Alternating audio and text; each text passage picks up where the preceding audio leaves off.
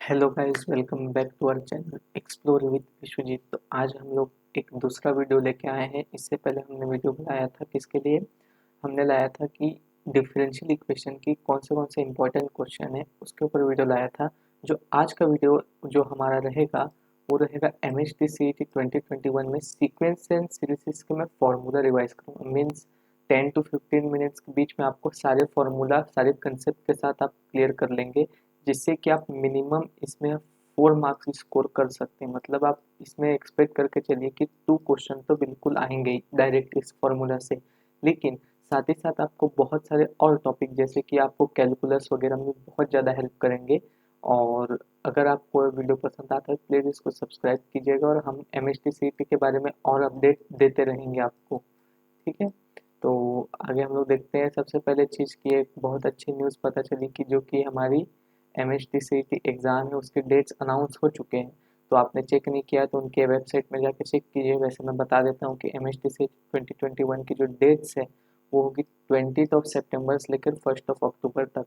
लेकिन अभी तक PCB और PCM के लिए कोई ऐसे सेपरेट डेट्स अनाउंस नहीं हुए। मेरे को लगता है एडमिट कार्ड जैसे ही आएगा उसमें आपको पता चल जाएगा कि आपकी एग्ज़ाम कब है डायरेक्टली। ठीक है, फिर इसके बाद हम लोग चालू करते हैं हमारा टॉपिक। तो टॉपिक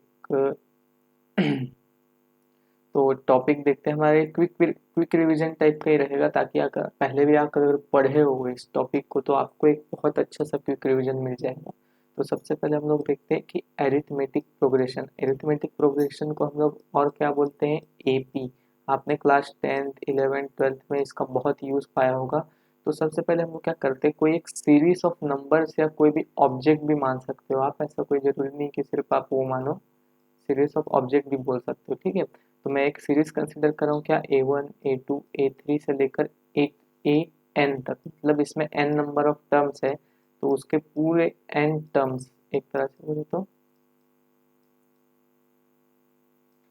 तो एक सीरीज मैंने कंसिडर करी n टर्म्स की। ठीक है, तो उसमें हमको इतने सारे टर्म्स दिए हुए हैं, मतलब ये इतने सारे टर्म्स है। और इस टर्म्स को हमको समझना बहुत जरूरी है, क्योंकि आपको क्वेश्चन में अचानक से पूछ देगा कि डी क्या है, ए एन क्या है, ए क्या है, ए वन क्या है, एस एन है। सबको सबसे पहले डी क्या है? डी डिनोट करता है कॉमन डिफरेंस को। ए एन क्या डिनोट करता है? या तो nth term of an AP या तो लास्ट टर्म, जिसको हम लोग ना एल से भी डिनोट करते हैं। क्योंकि आप कंफ्यूज ना हो इसका मैंने यहाँ लिख दिया एल। ठीक है, मतलब जो nth term of N A P है उसको हम लोग एल से भी डिनोट करते हैं, स्मॉल एल।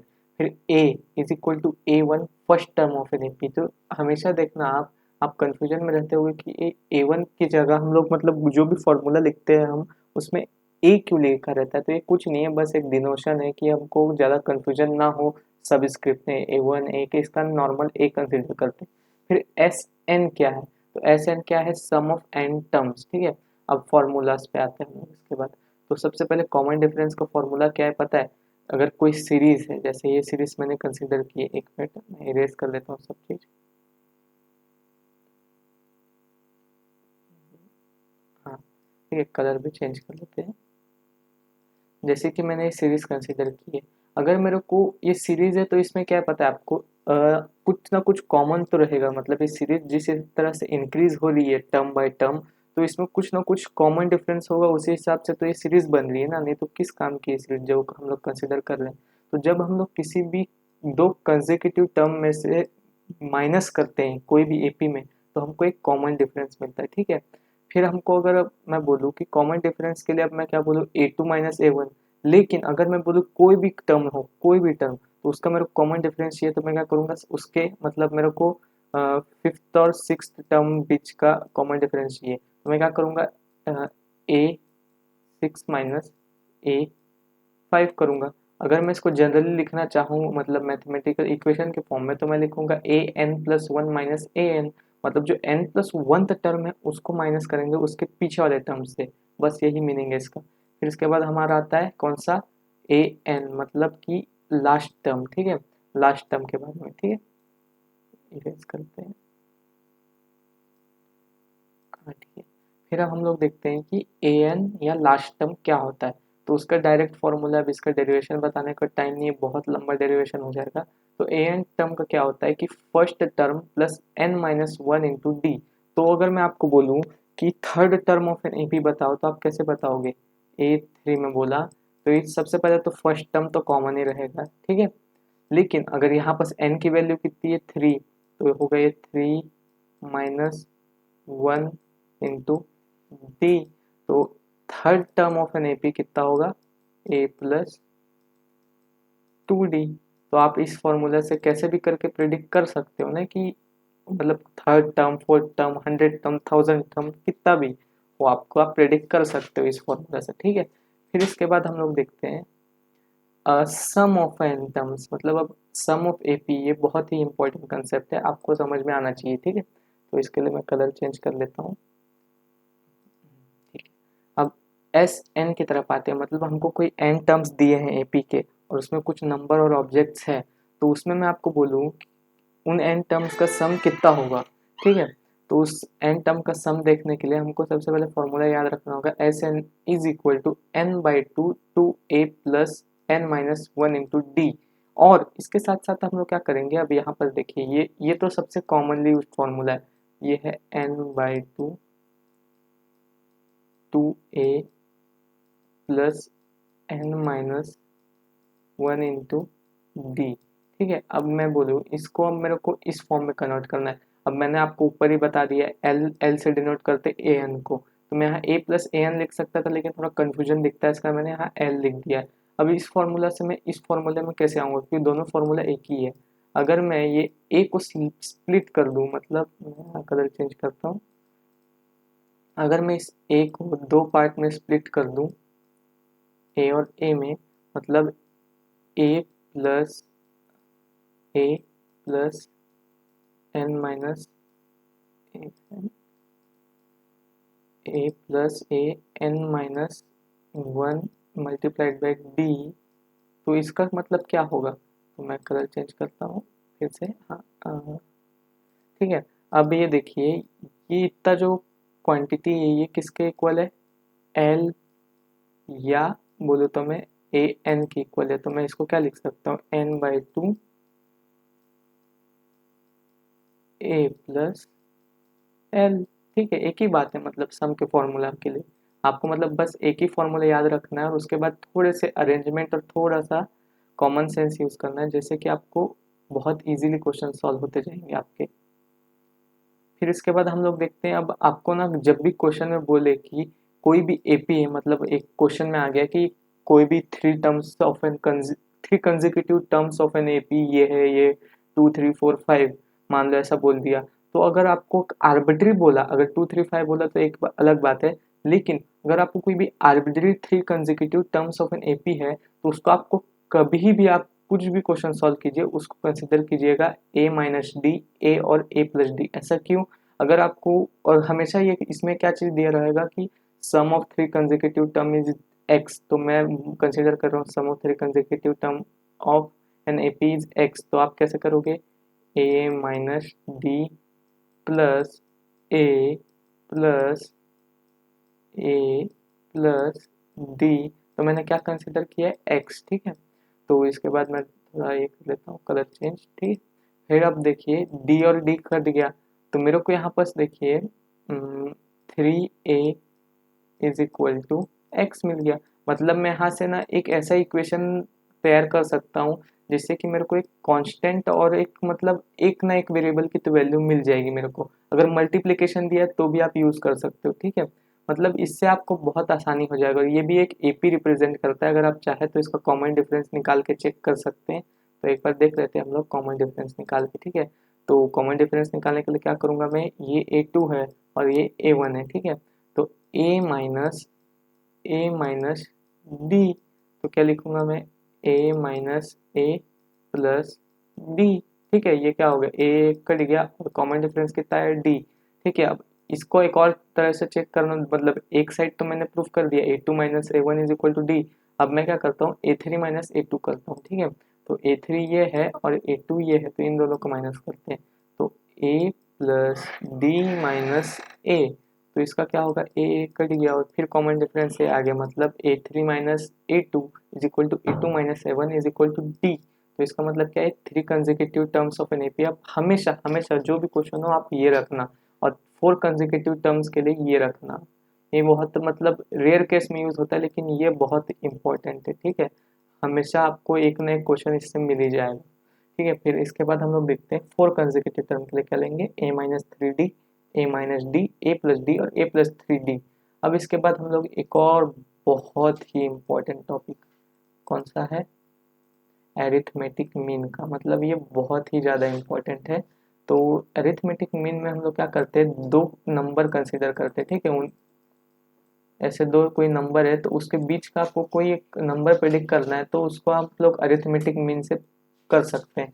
मान लो कोई एक सी नंबर है तो उसका हम लोग अरिथमेटिक मीन क्या होगा, A plus B upon two, ठीक है। तो ये बहुत ही सिंपल फॉर्मूला है, आप जान रहे होगे मीन मतलब एवरेज होता है, तो उसके लिए हम लोग इसको यूज़ करते हैं, ठीक है। फिर इसके बाद हम लोग आते हैं सेकेंड नंबर की सीरीज पे, जिसका नाम है जियोमेट्रिक प्रोग्रेशन, ठीक है। ये भी बहुत इंपॉर्टेंट है। अब अरिथमेटिक में क्या है, आपका एडिशन वगैरह सब्ट्रैक्शन वगैरह आता था, लेकिन जियोमेट्रिक में क्या है, जब चीज़ें एक्सपोनेंशियली ग्रो करती हैं, मतलब एक्सपोनेंशियल मतलब पावर के साथ बढ़ रही है। जैसे अभी मैं एक कल्चर लेता हूँ, कल्चर या कोई सेल का कल्चर प्लेट में रखा हुआ है। मैं बोलूँ अभी मतलब जैसे मैंने सेल को उसमें रखा तो उसमें सेल का नंबर कितना था, एक, लेकिन कुछ देर बाद 4, 8, 16 मतलब 2 की पावर से बढ़ रहा है, मतलब वो एक जियोमेट्रिक प्रोग्रेशन को रिप्रेजेंट करता है। तो इसमें भी हम लोग देखते हैं, तो ये जियोमेट्रिक प्रोग्रेशन में जो सीरीज होती है वो स्टार्ट होती है ए के साथ, फिर A R square, A R cube, फिर ARn-1, ठीक है, air to the power n-1 पे खत्म होती है। तो इसमें भी कुछ कुछ टर्म्स है उसको देखते हैं। फिर कॉमन रेशियो है, तो उसमें क्या रहता था, कॉमन डिफरेंस रहता था, इसमें क्या है, कॉमन रेशियो। और इसमें जो nth या लास्ट टर्म है जिसको मैं